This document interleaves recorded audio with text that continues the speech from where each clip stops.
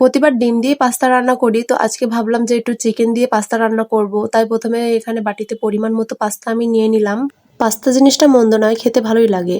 আর এখানে পেঁয়াজ কুচি করে নিয়েছি, মাংস রান্না করব, মানে চিকেনটাকে সুন্দর করে রান্না করে নেব, কারণ পাস্তা তো অনেক আগেই সেদ্ধ হয়ে যাবে, তাই পরিমাণ মতো সেদ্ধ করে রান্না করে নেব। আর এখানে সুন্দর করে পেঁয়াজ কুচি যেন করে রেখে দিলাম আগেই। আর পরিমাণ মতো মশলা দিয়ে পানি দিয়ে সুন্দর করে চিকেনটাকে কষিয়ে নিলাম।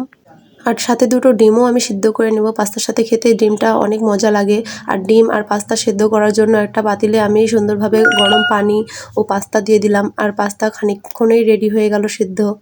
তারপর মাংস রান্না নামিয়ে তেলের কড়াইতে সুন্দরভাবে তেল ঢেলে দিয়ে পেঁয়াজ মরিচ কুচি সব দিয়ে দেবো, আস্তে আস্তে করে ভাজা করে নেব। পেঁয়াজ মরিচ যখন ভাজা একটু বাদামি কালার হয়ে আসবে, আর এই পাস্তাটা তখন ঢেলে দেব। আর আস্তে করে সুন্দরভাবে চিকেন মশলা যা লাগে তাও দিয়ে দেব। পাস্তা অনেক রকম করে রান্না করা যায়, ডিম দিয়ে, চিজ দিয়ে। তো আমার কাছে বাসার যে উপকরণগুলো ছিল আমি তার মধ্যেই চেষ্টা করেছি রান্না করার।